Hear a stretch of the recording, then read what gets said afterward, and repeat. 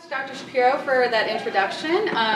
It is really, really great to be here, and those of you who, I see a few people from the class that I'm teaching, and we're having a ton of fun, I'm sure they'll tell you, in that class, and they already know a lot of this, so feel free, if you know somebody taking my class, to talk to them too about these topics.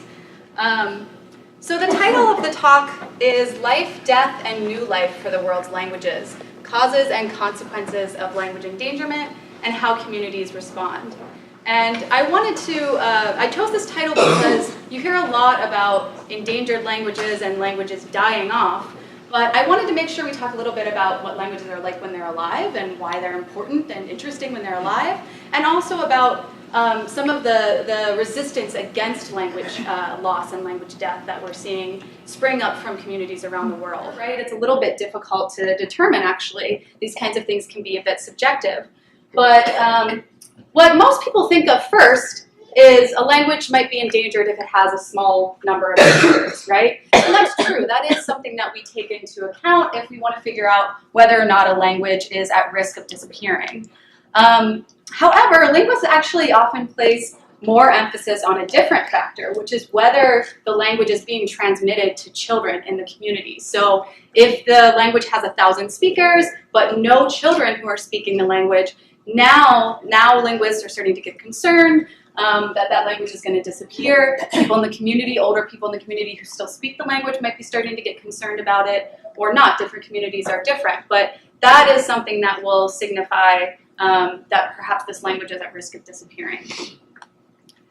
A decrease in number of speakers over time, so you can look at census data to determine something like this. This is another factor that will go into determining whether a language is considered to be endangered.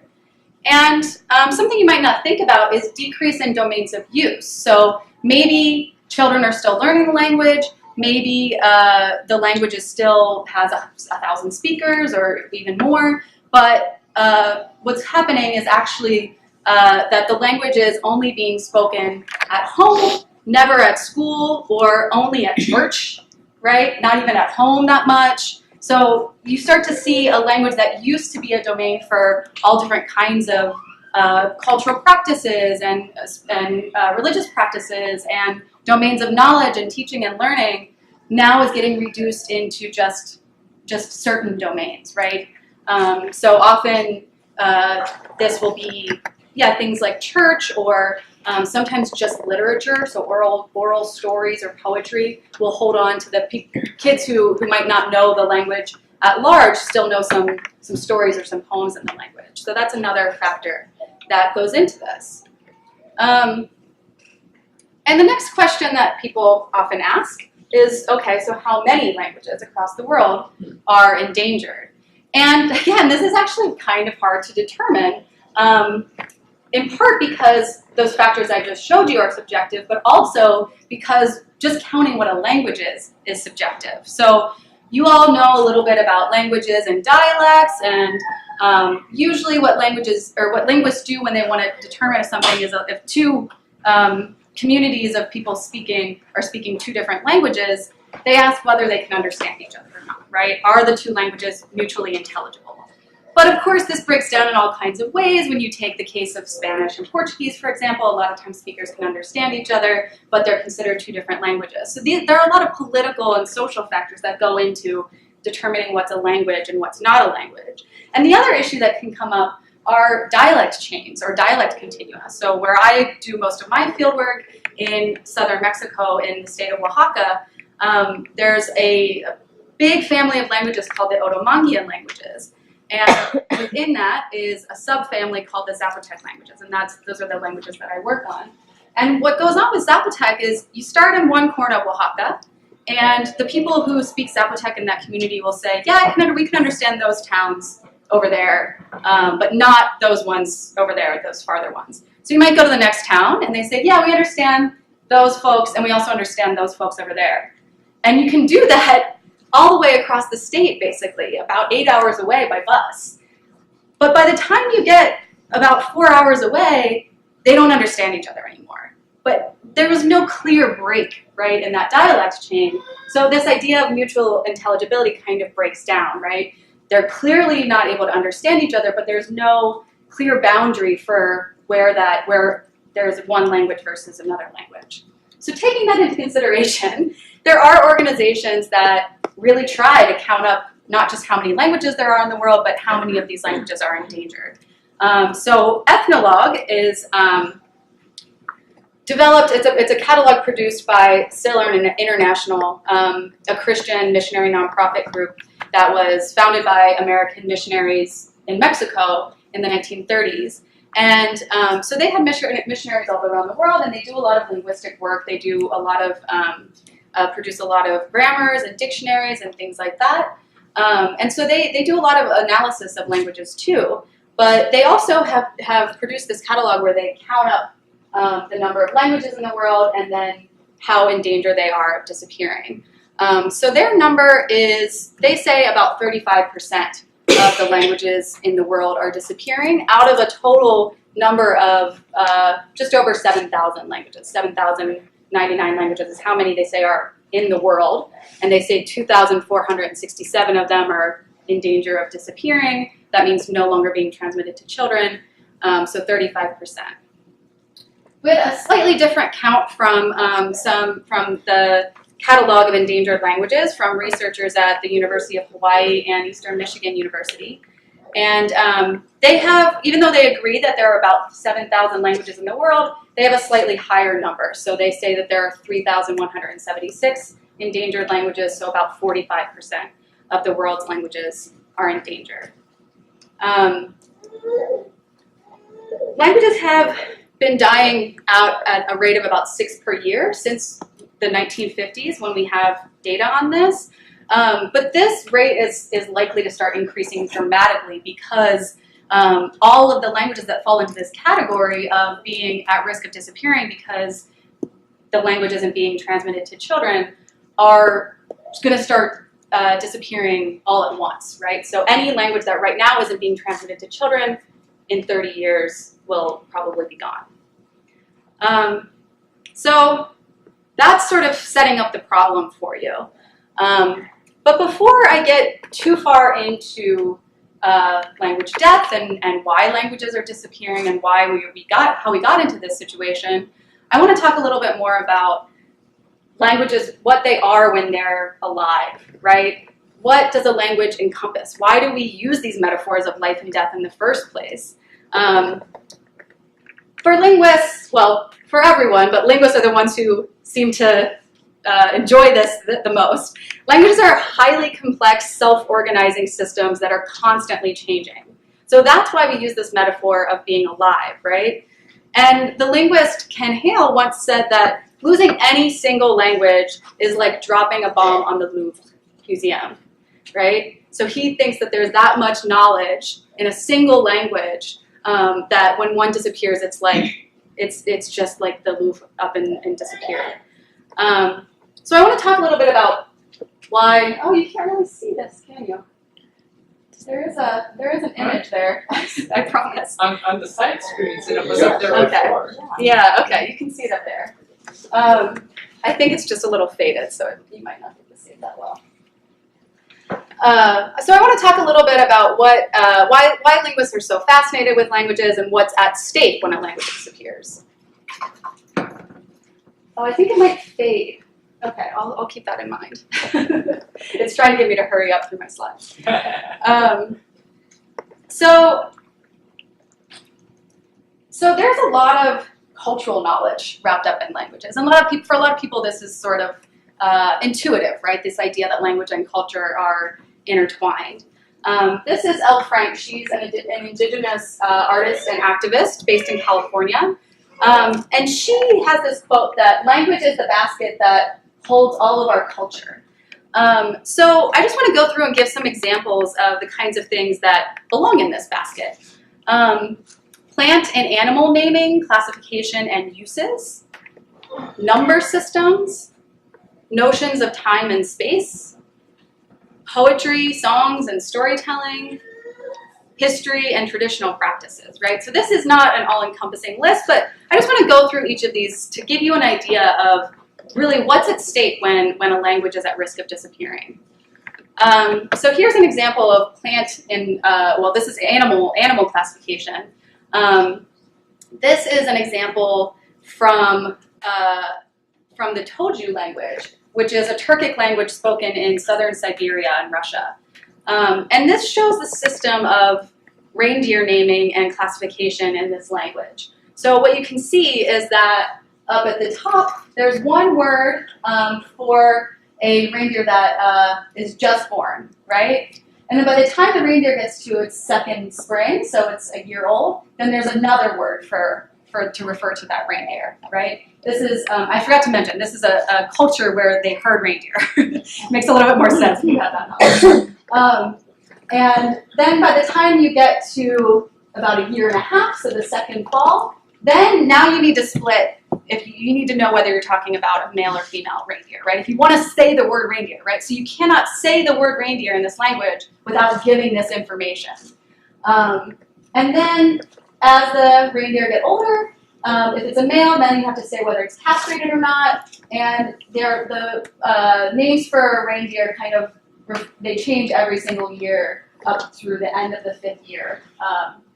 And so, yeah, there's no single generic term for reindeer in this language. Instead, every time that you want to say the word reindeer, you have to refer to how old the reindeer is, and in some cases, whether it's male or female, and castrated or not castrated, right? So this is an example of all of the kinds of knowledge that's wrapped up in a language. Another example comes from a project that I worked on at the Smithsonian, and this is an ethnobotany project that set out to classify and document the Zapotec names for plants in a certain region. This was in the Isthmus of Tehuantepec in Oaxaca, Mexico. And this is a Zapotec language that is not mutually intelligible with the Zapotec language that I did my dissertation work on. So what I talked about before with them being not mutually intelligible across the state applies. And the information that we compiled was put into a database where we had the different plant names in Zapotec, and then also uses and descriptions of those plant names. And this was put on a website where you can go and you can see all of the different plant names and their different uses. I think this will come up here. Whoa, what? There we go. Wow, I think it's fine now. Just a mild freak out. Okay. So this is the website, the National Ethnobotanical Herbarium that was built as part of that project. And I brought it up to this plant because I think it's interesting, and I'm trying to give you an example of the relationship here between language and culture or cultural knowledge. This is a plant that doesn't have, it has a common name in Spanish, but that's actually, it derives from the Nahuatl name, the Aztec language name. So it doesn't have a Spanish, right, Iberian Spanish name that's derived from. And the name in Isthmus Zapotec is Yagabikiiche. Yagabikiiche. I might not have the tones quite right there, but something like that. And what that really means is literally tree or stick. Yaga is tree or stick, and bikiiche is hard or durable. And it turns out that this plant or this tree actually has a really hard, durable bark that if you can peel it off, but it's difficult to break. So just the plant name itself gives you information about that plant. Whereas, you know, if you just have the Aztec name, you don't get that information. Or if you lose the name altogether, then you don't get that information, right? So that is another example of cultural knowledge being really, really tied into language.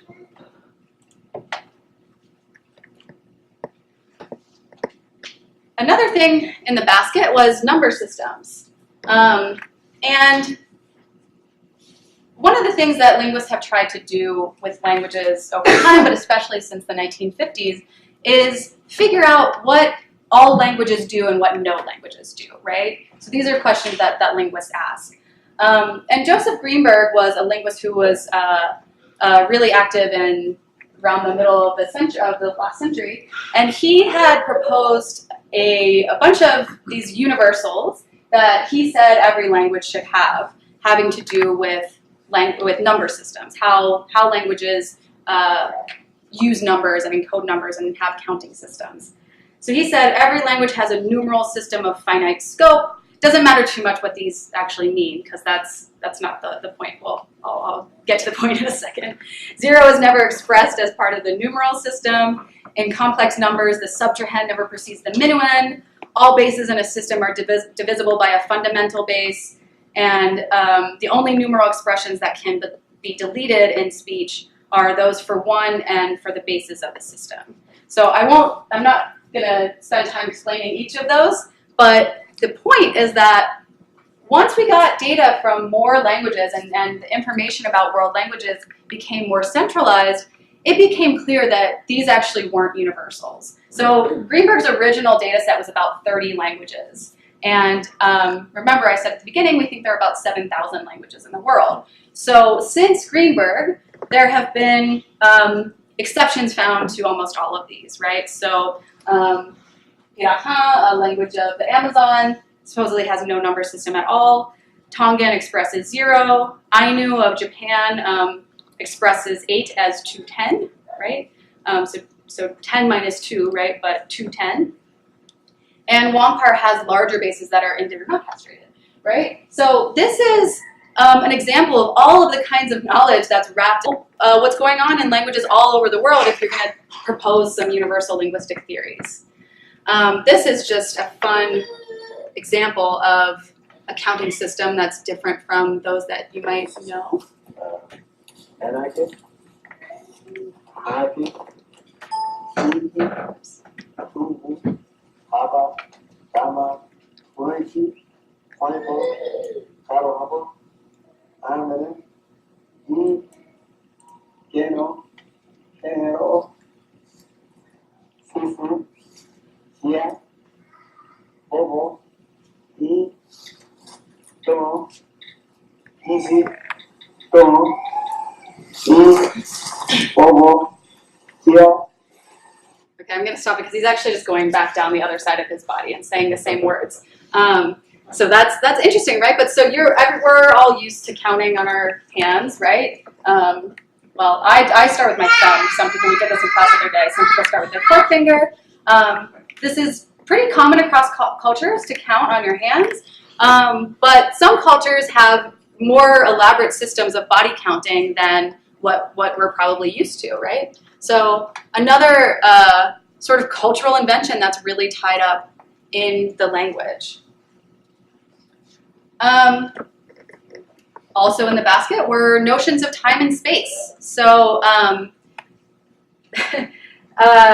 example of this is a study where an anthropologist had Sherpa children draw maps. And what he found was that they actually represented the frictional distance as greater relative to frictional distance in another area. So the frictional distance is not the actual distance as we know it that can be sort of measured in miles or kilometers, but how hard is it to get there, right? And that often includes elevation. So they had the Sherpa children in the Himalayas draw maps, and they showed that if it was harder to get there, even if it was closer, as the crow flies, then they would represent that as a longer distance on the maps, right? And the reason I have Google Maps cycling directions here is because I'm a cyclist I was in DC, and now in my other life I live in New York City, and this is how I think, right? When I'm a cyclist, I think about the elevation. Google Maps will show you that now. But it's not entwined, it's not really intertwined in my language, but this is definitely how I think about distance sometimes. Another example comes from Tuvan, another Turkic language spoken in Siberia. And this is just the various words for go in Tuvan. So this is a little bit like the reindeer, right? If you want to say go in Tuvan, you have to choose one of these. So you have to know this information. And this is a book by David Harrison where he actually gave a flow chart to represent this, right? So if you want to use the verb go, you have to know, is there an obvious slope underfoot? Yes or no? Is it ascending or descending? Is the current direction of the relevant river known? Yes or no? With the current or against the current? Are you going by foot? Right? So all of these questions are sort of what determine which verb you use for go in this language. So a totally different way of thinking about direction and space than what English requires you to do.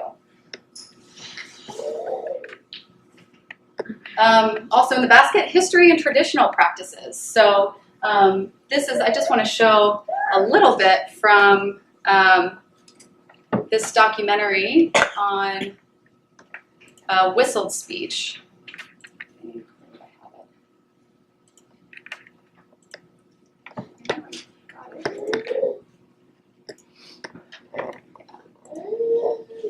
More integrated in the community.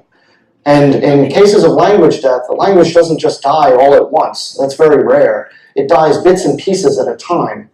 Whistled speech is a part of the Chinantec language here, and it is one thing that's going out before the language itself is.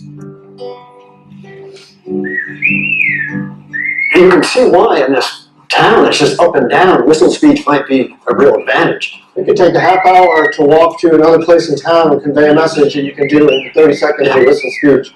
This is Marcelino's house here. Let's turn in. So I'm going to skip to the part where actually whistling.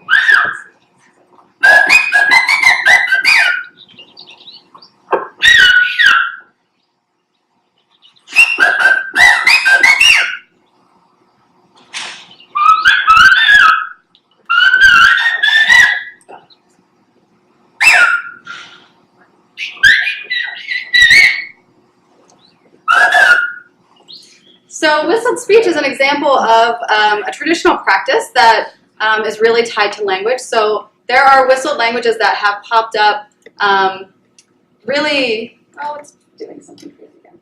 Okay.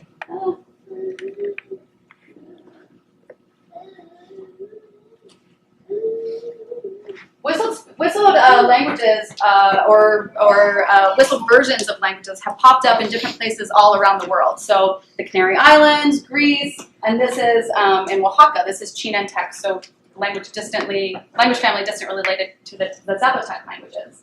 And usually they are based phonetically in some way on the local language of the area. So they're really common where there are tone languages that you can represent really well just with pitch. But they're also really common in areas where people need to speak across valleys. They don't want to go all the way down the valley and back up again, but sound will travel really well in humid mountain ranges. And people have been able to get by with their daily work using these whistled versions of languages. So this could stick around in theory if Chinantec disappeared, but it's very, very unlikely that that would be the case, right? This traditional practice is very, very intertwined with the Chinantec language itself. That's just one example. I'm going kind of quickly here, but the other thing I have in the basket that I haven't mentioned yet is poetry, songs, and storytelling.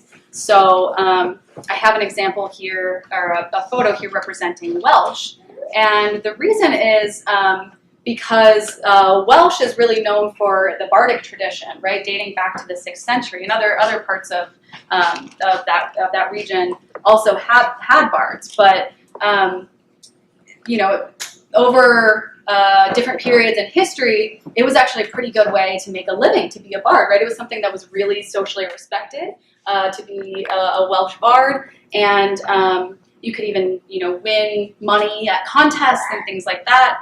And so when the Welsh language started to be at risk due to the assimilation practices with English, Welsh, the bardic tradition and poetry is something that has sort of propped up the Welsh language and helped to keep it alive, and it's sort of an entry into revitalizing the Welsh language. So it's really hard to translate poems, right? It's really based on the sound system of a language, and not just the sound system of a language to get things like alliteration, but also different languages have different cognitive networks for how words are associated in your brain. So I think today I used the example in class of, for me as an American English speaker, if I say the word, if somebody says the word cat, and it's the right time of year especially, then that's going to bring up an association with the word pumpkin, right? Because of Halloween. But if you don't have Halloween in your culture or in your language, then you're not going to have that association between those two words, even if you have cats and pumpkins or some kind of squash in your language, right? So the way that words are associated in your brain depends a lot on your language and your culture. And in order to use figurative speech and things like that in poetry and songs and storytelling, you play with the way that words are associated in people's brains. You know that if a person speaks this language, they're likely to have the same associations as you are, though not always. There's individual differences. And this is not in the basket, but this is just something else I wanted to mention. There's also clearly a really strong relationship between language and identity, right? There was an article in, I think that this was on NPR,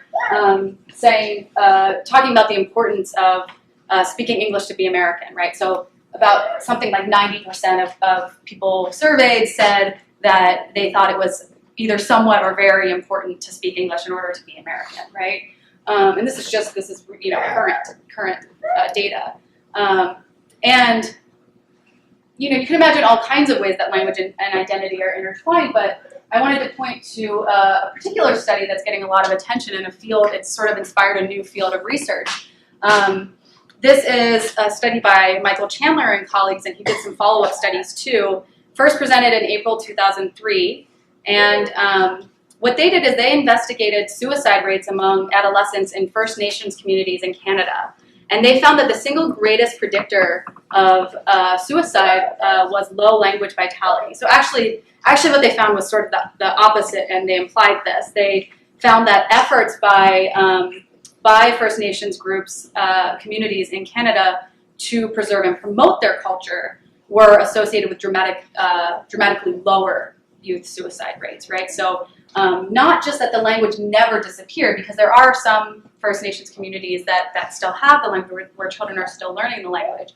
But if your community had active efforts to preserve or maintain or visibly value the language, then that was associated. It was the single greatest predictor of lower suicide rates.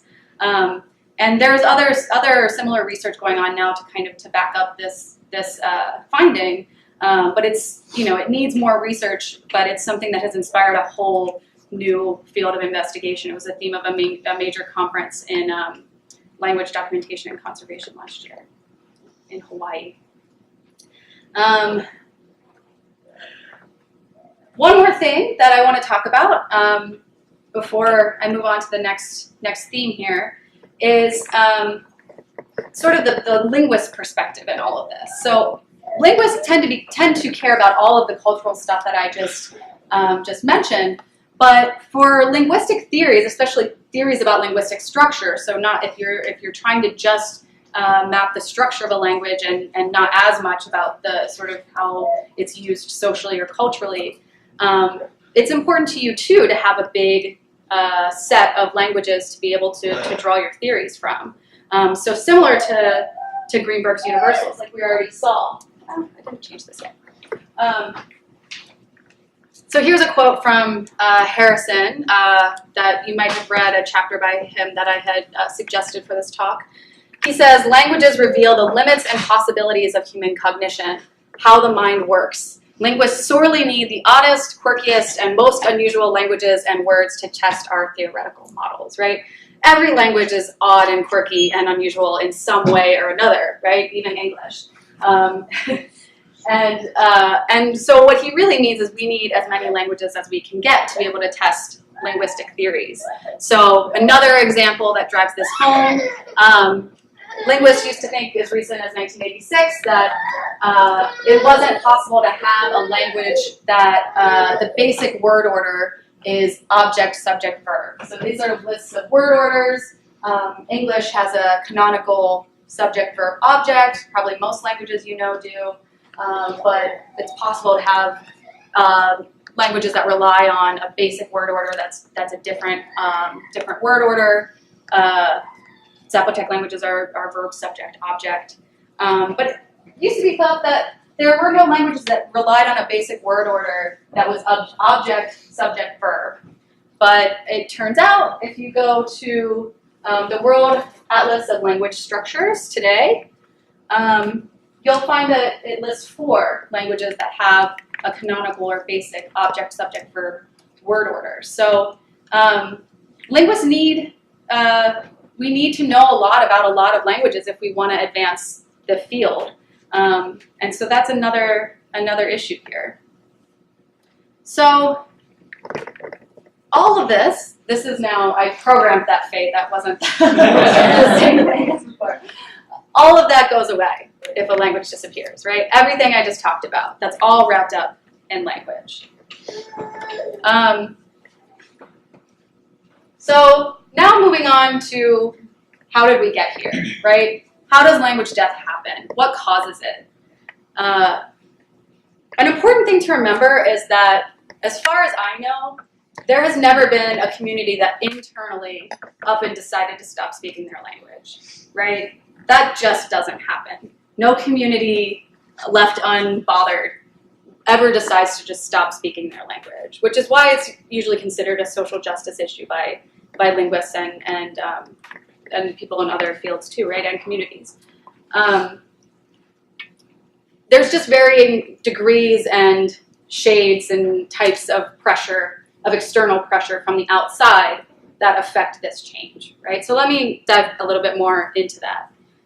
There are some cases where a language dies because the people speaking that language die all at once, or most of the people speaking that language die. This is considered to be the case for Taino, which was the dominant language spoken in the Caribbean at the time of Spanish contact. It's an Arawakan language that's related to some languages still spoken in South America, but it no longer exists. And a more modern example is the languages spoken in the Nuba Mountains in Sudan. So because of the genocidal practices of the Sudanese government, similar to what happened in Darfur, or happens in Darfur, the people who speak the people who live in the Nuba Mountains are threatened by genocide, and there are various languages spoken in that area, dozens of different languages all spoken in that area, and they're related to each other, but a lot of them are not mutually intelligible. But these are all at risk as a result of the genocide that's happening there. But in many cases, it's not, at least in the modern day, it's not the kinds of diseases that wipe out entire communities or regions of people that came with colonialism, and it's not genocide, but some other type of immense pressure to speak the dominant language that really starts this process of language loss. So these are 3 stages of language endangerment proposed by David Crystal. And the first stage, he says, is immense pressure to speak the dominant language. And I'll talk a little bit more about that in just a second. The second stage is emerging bilingualism. So you have a generation, usually it's just one generation. This happens very quickly in most cases. That's bilingual in the language that's disappearing and the dominant language that people are shifting to in the community.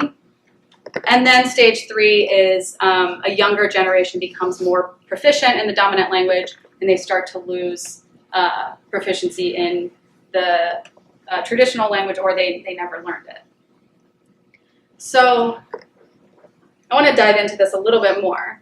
So stage 1, immense pressure to speak the dominant language. This can be, again, varying degrees. So a really well-known example comes from the Native American boarding schools that were really common in the United States and Canada, but really similar things happened all over the world, especially throughout the 20th century. And so I want to let someone who experienced this tell you in his own voice. It's very sad, just warning you, and they talk about corporal punishment in schools. So. My name is Andrew Windy Boy. I'm a Chippewa Cree. I did 2 boarding schools, one in Wapton Indian School in Wapton, North Dakota, and the other one is Flandreau Indian School in Flandreau, South Dakota. Mid-60s to early 70s, took me to the boarding school where I wasn't allowed to talk my native tongue or practice my native ways. Numerous times they put on this big old white, big huge white cone, put on there and says dunce. I didn't know what it meant.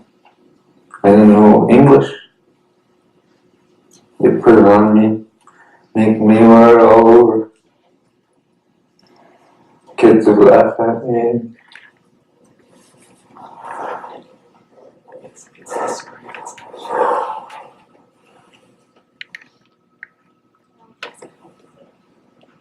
Sorry.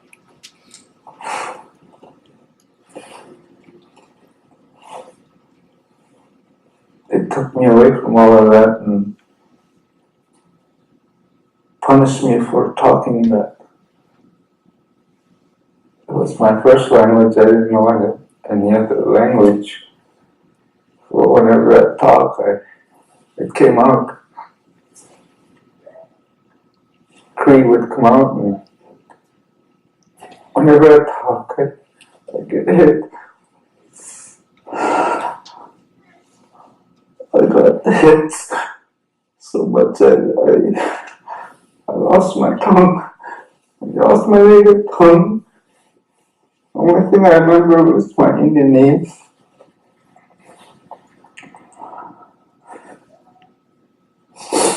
Which is Xenu Kiyu, means old man eagle. That's the only Cree I knew. They beat me. Every day, they beat me.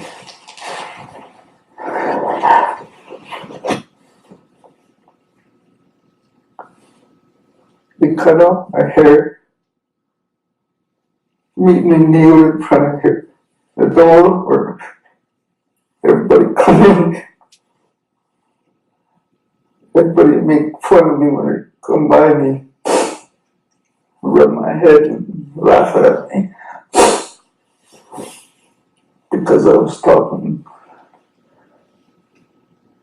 They caught me talking. Well, someday somebody will hear me.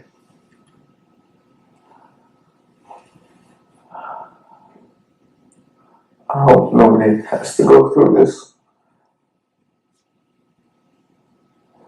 We have to have our own language. Okay, so that is just his story, right? This Chippewa is a language that's spoken it's an Algonquian language that's spoken in northern United States around Michigan, and also going west to North Dakota. And then related languages are spoken in parts of Canada. But he's talking about a boarding school that was in the U.S. And this story that he's telling, this is extremely common all over the world, right? And this was happening up until pretty recently, just a few decades ago, right? And the idea, of course, was to integrate Native people to the mainstream society, and this is basically how it was done. So people tell really, really similar stories in Mexico, in Russia, in all parts of the world, right?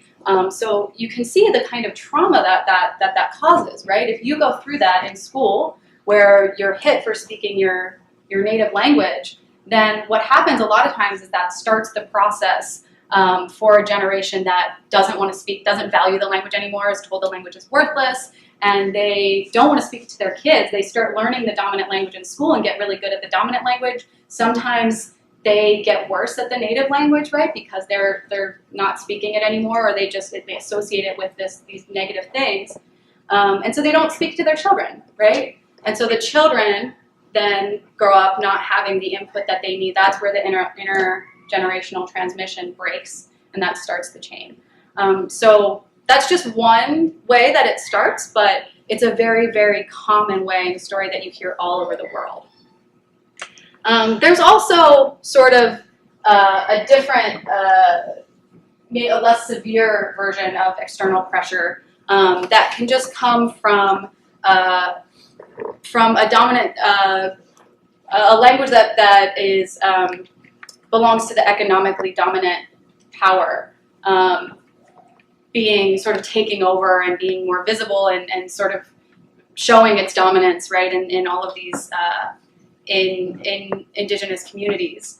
So this happens in a way where it can be, it's sort of this socialization thing. It can be about trying to fit in. It can be about trying to get a job, right? But there are all of these pressures associated, usually with globalization in some way, that can affect, that find their way to Native communities today more than they used to, all over the world, and can also sort of set off this process of people not valuing, not considering their native language valuable anymore, because they're basically told by the entire outside world that it's not.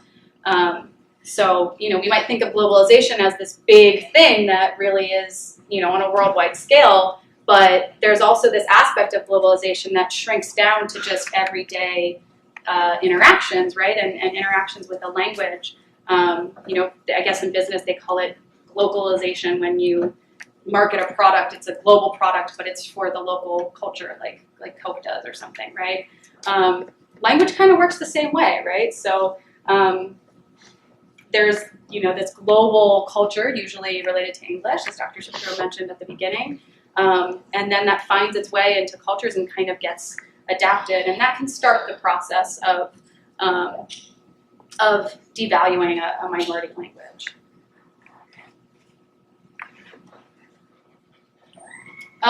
There has been some recognition that a lot of people in power really screwed up and have basically caused the problem that we're seeing today, where languages are at risk of disappearing. And there has been some recognition of this, but it's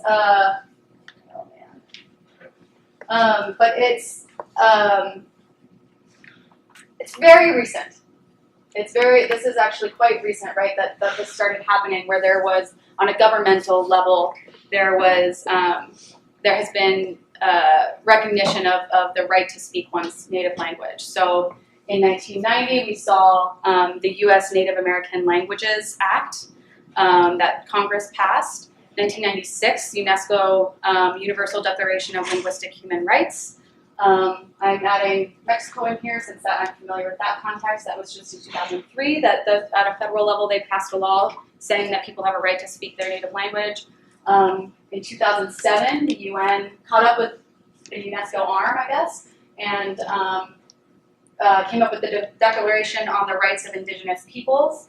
At the time, the U.S. originally voted against it, and so did Australia, I think, and a couple of other nations, saying that it was basically unclear what was being voted on, but hundreds of other countries voted for it, and Obama kind of reversed this in 2010, saying he would support the declaration. But you can see that this history of governments, especially on a state level, recognizing the rights of not just Indigenous people, but everyone to speak their native language.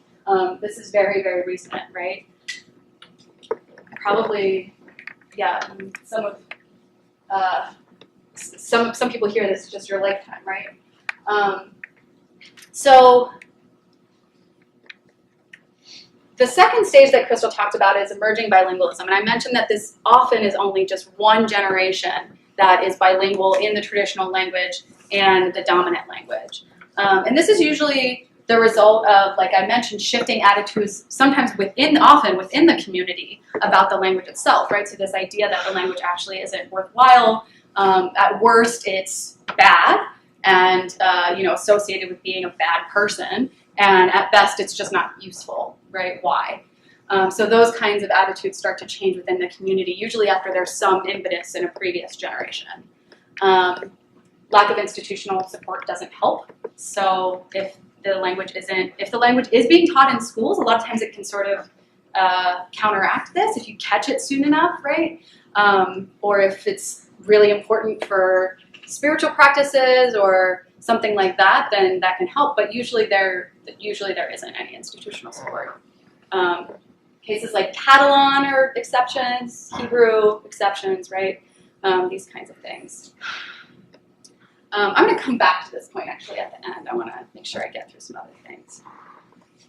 And stage 3, the younger generation becomes more proficient in the new language. So there are a couple of things that happen at this stage. First, parents start using the old language less and less with children. That can also be part of the previous stage. Feelings of shame about using the old language, again, that can also be part of the previous stage. An interesting thing that happens here is that as the younger generation is becoming more proficient in the new language and less proficient in the old language, this means that older generations are more and more dispersed in terms of number of speakers, right? So as people who speak the language are dying, then you end up with what are called sort of family dialects or micro-variations. So especially if there are families that have continued to speak the language the whole time, but they're like the only people on that side of town who still speak the language, and then maybe there's another family on the other side of town who also are still speaking the language, but they barely ever see each other, right? This happens all the time, and so a lot of times what you see is that within endangered language communities, there's actually this micro-variation where families will sort of have their own dialects. They've just been speaking to each other for the last 30 years or something, and maybe if you go to the next family who still speaks the language, they'll say, oh, they talk really weird in that family, right? So we usually think of these kinds of geographical differences in dialect as happening over a larger space, but this whole thing kind of shrinks in endangered language contexts where you end up with this micro-variation or family dialects. This study is an example of that. At stage 3, children no longer talk to each other in the language, and speakers, importantly, stop talking to children in the language. So even the oldest generation, maybe the grandparent generation, they still speak the language. Middle generation is bilingual, but maybe dominant in the dominant language. And the kids are not getting the traditional language from their parents. And maybe in theory, they could be getting it from their grandparents, right? The grandparents still totally speak it. But a lot of times that doesn't happen because, well, a lot of times what the grandparents say is they don't understand. You know, why should I talk to them in the language they don't understand? Or it's just hard, right? It's really hard to, anybody who's taught a beginning language class knows that it's hard to talk at a bunch of faces when they're just looking at you like, what are you saying, right? So it's hard to do that, but you have to kind of push through that stage, right? But this is often something that happens.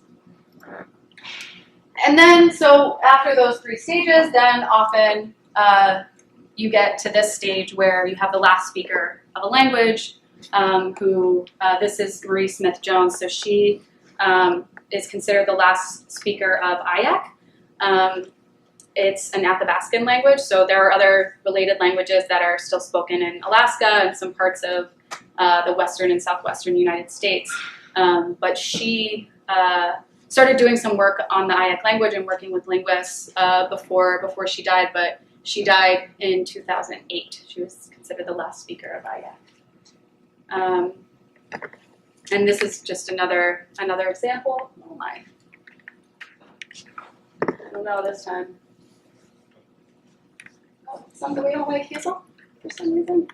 Okay, the last slide is another speaker, Hazel Sampson, and she was the last speaker of Klallam, which is a Salishan language that Salish languages are spoken in parts of British Columbia and the Pacific Northwest of the United States. And this was a particular Salishan language that she was considered to be the last speaker, died in 2014 at the age of 103. So we've done life, we've done death. Now I'm for a little bit about new life, just a few minutes, and before wrapping up here. So when I say new life, what I mean is how are communities sort of responding to this, right? What's happening to push back? So this is some data from another Smithsonian project led by my advisor, Gabriela Perez-Baez. And this is from the Global Survey of Revitalization Efforts. So this went out to communities all around the world to tell, they're trying to basically answer the question I just posed, which is what are communities doing? And this is some sort of assorted data. I apologize, I don't have the number of responses that these percentages are out of, but some themes that came up in the responses from the survey. So a lot of people are concerned with these language and community issues, right? Focusing on children, strengthening the societal ties within the community, strengthening identity, valuing the language, things like that. But then also a good chunk are focused on teaching, right? An educational setting, even if it's informal. Instead of focusing on the homes and trying to get those babies to speak the language or get those babies around the language again, focusing on maybe on that middle generation that's bilingual, or on kids who are already of school age and they'll go to school, or even older speakers who or older members of the community who are just interested. A lot of times it's whoever will come to class, right? So this is what this ends up looking like a lot of times on the ground. Other projects mentioned disseminations of the language, so like media, a lot of communities do radio programs. Only 8% mentioned that they had some sort of financial support. And 13% talked about language documentation. So just to give you an idea of what some of these efforts look like, these are the three guys of the Hoochie Rap crew from Oaxaca. They're from the same place where the plant study took place. And this is, they need no introduction.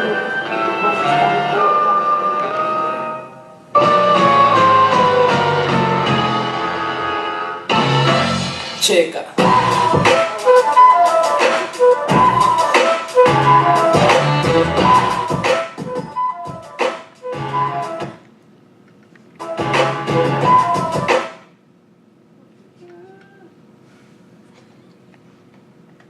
Just kidding.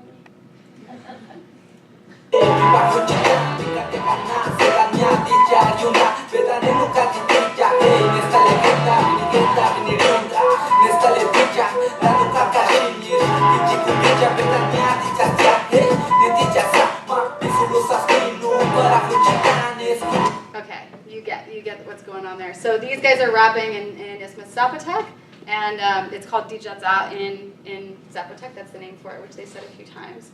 So this is an example of a generation who still speaks. These are the emerging bilinguals, right? They still speak Zapotec, but they also speak Spanish. They go to school in Spanish, right? But they just happen to be existing in a community at a time when this revaluing of the traditional language is starting to happen, and they're responding to it with action, right? They made their own rap crew and they rap in Zapotec, and it's their way of trying to say, like, hey, this language is important and it matters and it's relevant to me, right? So that's one example. Another way that communities respond is through language revitalization. Sometimes it's formal and sometimes it's informal, as I mentioned, but some formal options are bilingual education. So we see this a lot. We see some bilingual schools in the United States, usually for Spanish, English, but we're starting to see bilingual education be applied more and more to indigenous languages in different parts of the world. Immersion, which is slightly different from bilingual education. If you're a language education nerd, you know the difference. But emergent just means you go to school in that language, basically. And language nests are a type of immersion school where the focus is on preschoolers. So they basically go to school, they go to preschool, and sometimes there's a teacher who isn't super strong in the language or maybe knows a little bit of the language, but they bring in, so she might be trained or he might be trained in as a teacher, right, as a preschool teacher. But then they'll also bring in native speakers who might not be trained as teachers, but who have the language knowledge, right? So combining these forces in an education setting, that's really, really common. It's similar to what goes on in the community that I work in Mexico. So that's language nests. Those started in New Zealand in the 80s to preserve the Maori language. And sometimes language revitalization is a little bit more informal. So there's a method called Masterapprentice where people who are interested in learning the language, a lot of times they're young people, adolescents, get matched up with an older speaker, an older person in the community who is a speaker of the language, and they do stuff together, right? There are strategies to kind of make this a little bit more guided, but basically that's the idea, is that you just get matched up, interested person with interested person, and they do stuff together and they try to learn the language. Informal classes, this is an example from the community that I work in. The woman in the hat she's a retired primary school teacher. She actually had kind of an epiphany one day at a teacher's workshop about the language. Somebody asked her, she introduced herself in Zapotec, and afterwards somebody came up to her and asked her to write what she said down. And at that time they didn't have a writing system for their particular variety of Zapotec. And so she just wrote something down using, of course, Spanish symbols. But that was like a real life-changing moment for her. And she quit her job and just dedicated the rest of her life to preserving the language of the community. So I work with her. And here she's taken the kids to go talk to this other woman in the white hat who is an older member of the community who is a fluent speaker of Zapotec. And she's showing the kids all of the traditional kinds of tools and household items that she has in her house and what they do. I'll skip the video for now. Another example is language reclamation, and this is a really broad term, but what I mean here, because I'm using this example of Miami, is when a language is considered to already, the last speaker is considered to already have died. Whether they've died is not up for debate. Whether they were the last speaker is up for debate, or whether the language is has already disappeared or gone extinct. But in this case of the Miami language, so the Miami people started sort of more in like the Ohio Valley and then got pushed out to Oklahoma. So when you think of Miami now, you might think of Oklahoma. So this is Daryl Baldwin, who is from the Miami tribe of Oklahoma. And what he did is sort of similar to the teacher from the last slide. Just, he was one person who decided this was really important to him. He started teaching himself Miami from historic documents that had been produced by linguists in the early part of the 20th century and that were being held at the Smithsonian, at the National Anthropological Archives. So he got a hold of these materials and started teaching himself the language, started working with a linguist to kind of figure out what was going on, and he got linguistic training himself, and then he started developing educational programs. His wife started to get involved. They speak Miami now to their kids at home, and his son Jared is actually going to go study linguistics and second language acquisition at Hawaii too. He's just starting college. So a really, really cool story, right? That from a language that was considered to be gone already.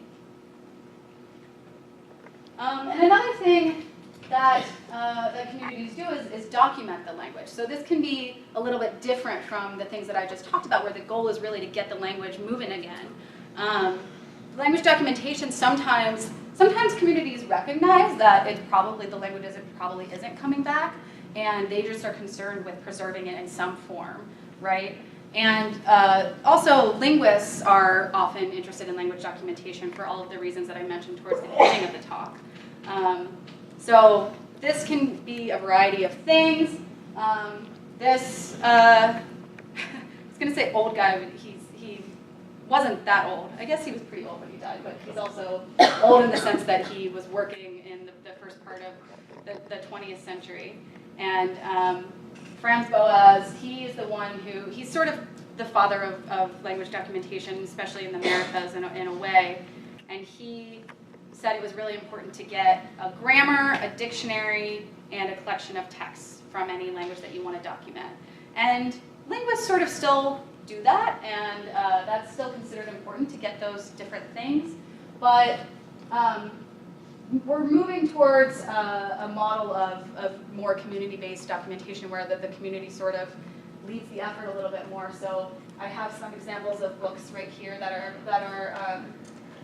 communities, once they got help from a linguist to start writing the language, they just started writing and produced these books, right? So that's definitely a form of language documentation, but outside of what's considered the sort of traditional Boasian trilogy.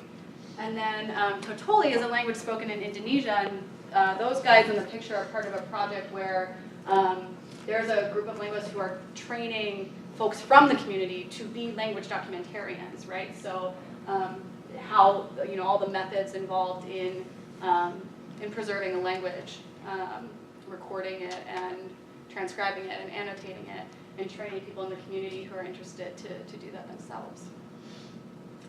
Okay, so been through a lot here.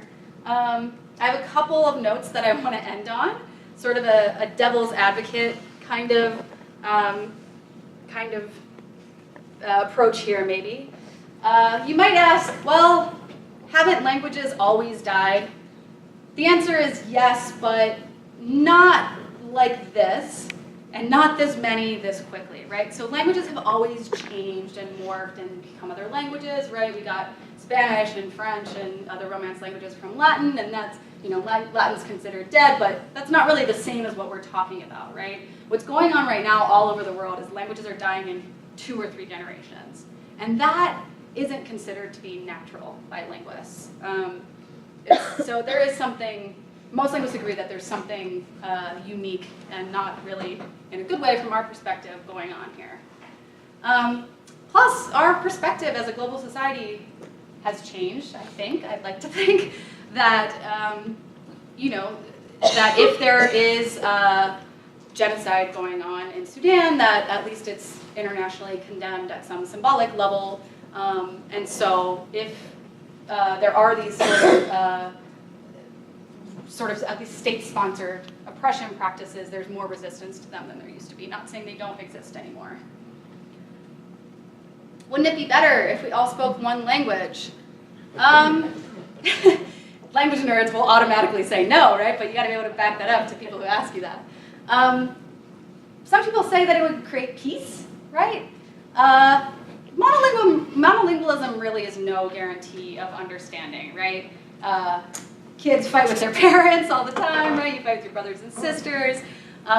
People who speak the same language get into conflicts all the time. So Rogers and Campbell, this article, they point to bloody conflict, actual wars, right? So wars in Northern Ireland, Syria, former Yugoslavia, where people could understand each other and either spoke one language or varieties that could understand each other.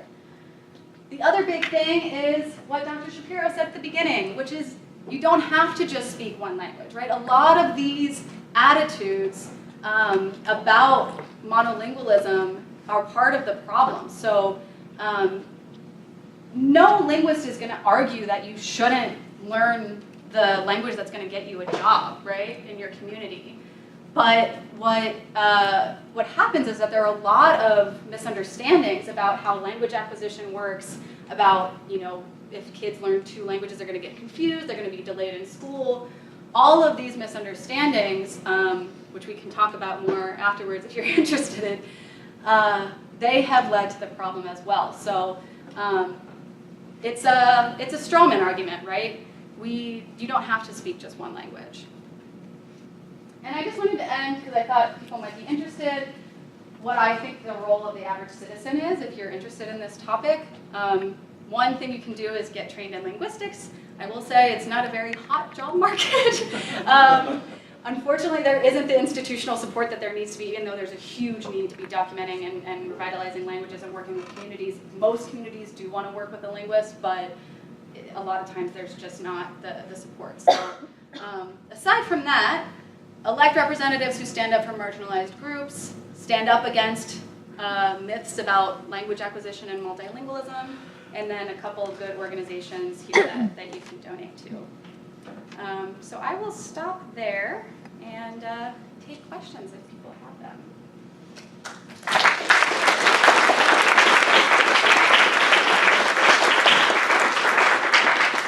Thank you. We have some time for questions, and I think you're okay with moderating? Sure, yeah. So go ahead, and she'll take questions from the audience.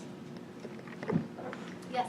Okay, so if a language was revitalized after a time where no one spoke it, like Miami in your example earlier, and someone learns it, is it really ever the same? Because it's all ends up how you interpret the books and interpret the writings, like Right. Daryl did. So is it really the same as it was before? That is an excellent question. And the answer is almost definitely no. It's not the same, right? So there are two sort of important follow-up points, though, to the answer being no. One is that no language is the same from generation to generation, right? So we might think we speak the same language as our parents, and we do, but how many words do you know that your parents would have no idea what you're talking about, right? Tons, tons. So no matter what, the language isn't going to be the same, right? And in that amount of time, the language would have changed anyway. And the other thing that tends to happen, and this can be contentious, but what usually happens is the people who are most invested in bringing the language back just make decisions about it, right? So there's a group of people who are the folks working on language revitalization, and probably the Baldwins sit around and say, all right, we're going to just use this word. This is the word we're going to use now. And since they're sort of the leaders, then this happens a little bit more naturally in regular society, but people do this all the time where they just follow the leaders linguistically, right? Whoever seems like they're saying cool stuff, we just start saying those things. So that's usually how that problem is resolved. But it's an excellent question, of course. No, it's not going to be the same. Yes. Yeah, that's you. How did you get involved in So this is, if you remember the guy from the whistled speech video with the beard and the hat, he was my advisor at Georgetown. So he has been working in Oaxaca for a long time. His PhD was also on the same languages. And he got involved from, exactly the same way, where he was doing, I think where he was an undergrad, there was a guy who had done a lot of work on Zapotec, a linguist who had done a lot of work on Zapotec. So within academic circles, that's often how it works. And so specifically because, to start doing this work, a lot of times you need a community to work with. You need a community to trust you. And so you have to put in the work to do that and kind of feel it out to see if you can find the right fit, a community where your needs, your interests match their needs, right? And so Dr. Sokoli, my advisor, he knew a couple people in Oaxaca who were interested in approaches to teaching endangered languages as second languages. So like some of the revitalization programs that I talked about, where you have a teacher who is in a kind of a school type setting, but maybe doesn't really know a ton about language teaching and are interested in learning more about those, about sort of the strategies that you can use. So that's how I got connected with the teacher in the one slide I showed. And I've been working, I started working with her on teaching strategies, and it took off from there, and then I got involved in all kinds of other projects in the community, and then got linked up to the other research going on at the Smithsonian too.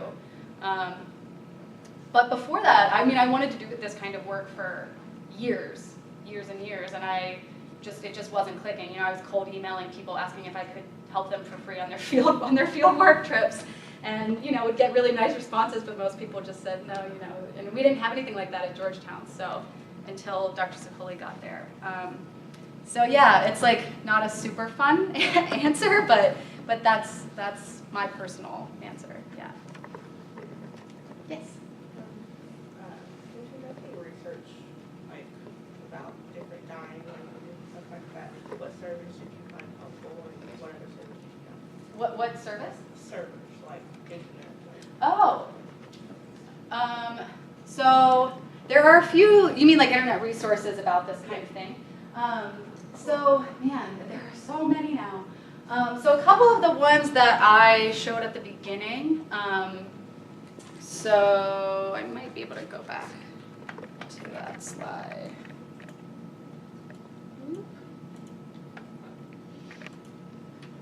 Oh, no, it just starts from the beginning. That is not what I meant to do. This slide has 2 resources on it.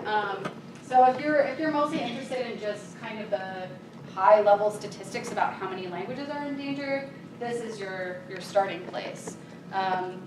Another website that we talked about in class today actually is WALS, the World Atlas of Language Structures, and that will give you information about how different languages are, what languages do, what their structure is like, what their structure is not like. So that's wals.info.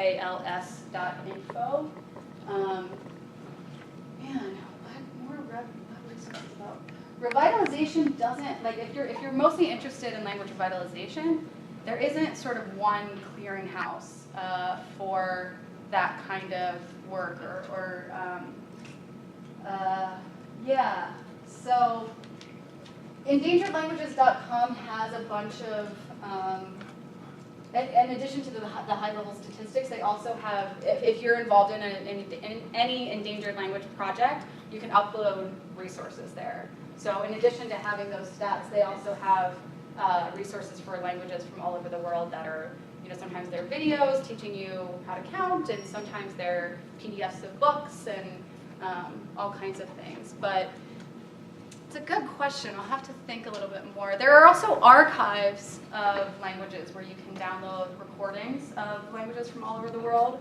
But again, that's not really the same as like language revitalization, if that's what you're interested in. Yeah, there's no sort of one place to go. There should be. Good idea. We'll work on that. Yeah.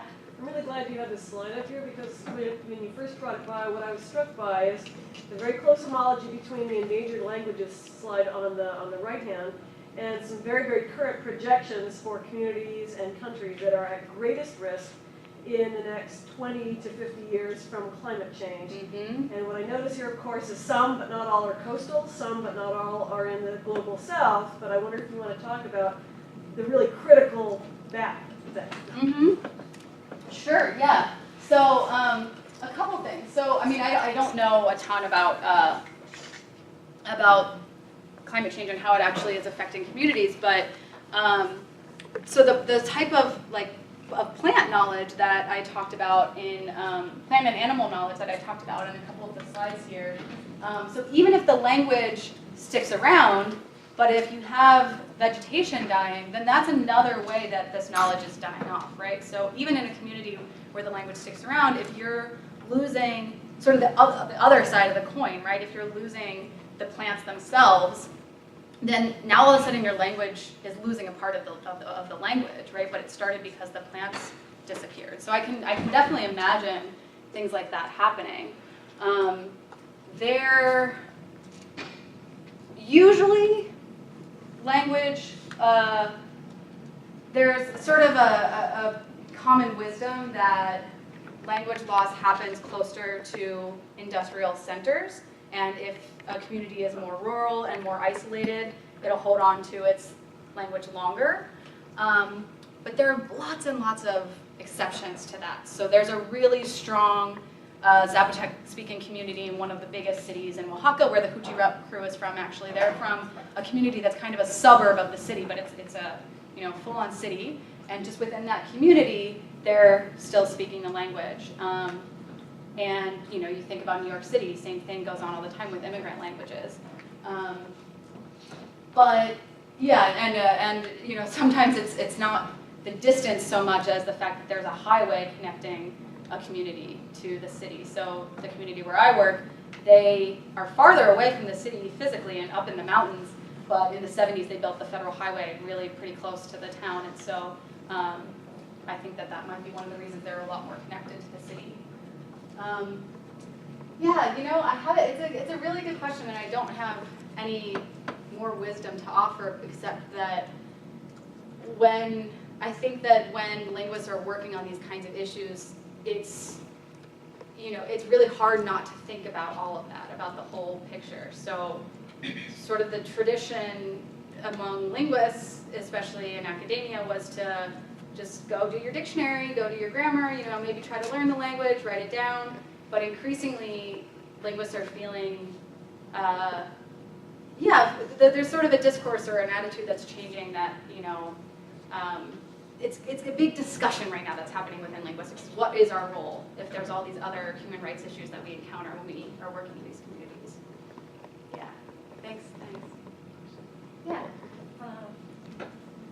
Back in the late 80s and early 90s, bilingual education was a pretty effective pedagogical tool for immigrant children, and then it started losing its funding, especially when politicians started worrying about all incoming immigrants learning English well. What is your opinion of bilingual education? I am pro. And I probably have an even more radical view where I think everyone should go to mostly an immersion school in a different language. So one of the things about kids and languages in schools is that we are really, really impatient with kids getting good at a language. So we think that if a kid is learning 2 languages and they get to 2nd grade and they're not perfect at both of them, something's wrong and this doesn't work and we need to abandon ship and pull all the funding from bilingual education. But there is now tons of research showing that that's not the case at all. That yes, of course, if you're, excuse me, if you're trying to learn 2 languages, it's going to take you a longer time, maybe to get proficient at both of them. But there's no reason, but if you continue that, if you continue having exposure to both languages through adolescence and into adulthood even, then you're going to be in a situation where you are really good at both languages. And from my perspective, that's a better value than being a monolingual in one. So yeah, there is some data showing that monolinguals can like react to psycholinguistic tests faster and things like that than bilinguals. But like, does that have any practical application in the real world? No. And does being totally bilingual in a 2nd language have a real world application? Yes. So from my perspective, bilingualism always wins, and even multilingualism. But there's another point that I think gets lost a lot of times in these conversations, which is that it has to be good bilingual education. And if you're pulling the funding, then you have no time, again, with the impatience, you have no time to kind of sort out these practices and make them good and get the teachers, you know, in a place where they feel comfortable, with the bilingual ed strategy. And it needs to be, in order to learn 2 languages, it's not just being around them, right? You might have grown up around a language that you don't really speak, right? That happens all the time in the US. You really need to be interacting in the language all the time, in both languages. So there was a lot of data for a long time that said, what studies used to look at kids who are growing up bilingual, and this applies whether it's a bilingual family or bilingual school, and they used to take, like a lot of the studies would sort of get a sample of the input that the kid is getting and then make a ratio, right? So say like the kid is getting 60% of their day in Spanish and 40% of their day in English. And then they might show that, well, this kid is slightly better at Spanish or something. But there's a movement now, or there have been some findings that show that this sort of ratio of what the proportion is of one language to another that you're getting in your day is not what matters. What matters is the quality of that 60% and the quality of that 40%.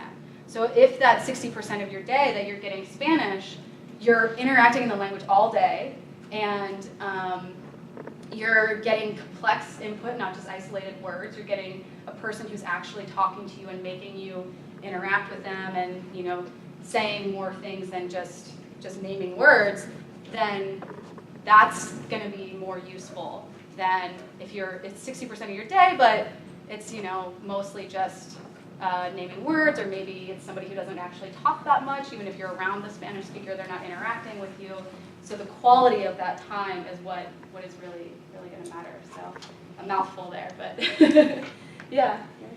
I'm just curious, with the new recent state and international moral support, at least for Indigenous languages, do you know of any communities that have said, okay, we're not going to learn English or Spanish or whatever the dominant language is, we're just going to speak our language? I don't know of a case like that. I could see it happening maybe in the near future but I think it's like we just realized yesterday that this was even a problem, right? So I think that communities are just now feeling empowered to reclaim their traditional language. So I haven't heard of any cases of that, but I wouldn't be that surprised if something like that came along. It's an interesting question. Yeah? I worked abroad in Spain this summer, and I noticed that all of the European people that I worked with were trilingual. They would speak English, Spanish, and whatever country they were from, whether it was like Holland or France. And different people had different opinions. Some said that it was just like, oh, geography, it's easier to learn, Spanish and French when the countries are so close. And some people said it was more like America has this hegemonic worldview that English should be the business language, so Americans are kind of like uppity about English. Do you think geography or culture is more the cause, or do you have a different attribution? Those things are definitely both factors, right? And it'd be irresponsible to say there's just one factor contributing to that, right? I can tell you sort of my personal view, although this isn't maybe a super popular view in linguistics, but so because people do study these kinds of things all the time, right? What are people's attitudes about the language, and what is sort of your proximity to other languages and things like that. I think it mostly comes down to, are you getting input and interaction in the language, right? And these things, attitude, that's still up in the air, right? So even if you are getting somebody who's speaking and interacting with you in a language, if you have super negative associations with that language, you might like cognitively block it out and just reject it. This happens sometimes when parents are trying to raise their kids in a different language from their school and peer group, right? So that's one thing, but really to me, those are sort of more distal factors that lead to how much input and interaction you're getting in the language, which is what really leads to language acquisition, language learning, right? Throughout your life. That's true for kids who have sort of more sponginess for a language than adults, but it's true for adults too, right? You still need the input and interaction. So, being close to Spain and France being close to each other, that factor itself doesn't help you learn a language. What helps you learn a language is the fact that you're exposed to the other language more, that you're more likely to interact with people who speak that language, that you might see it as sort of a neighborly language, and all of these things. And those factors lead you to learning the language because you're actually using it, right? Yeah. Any other questions?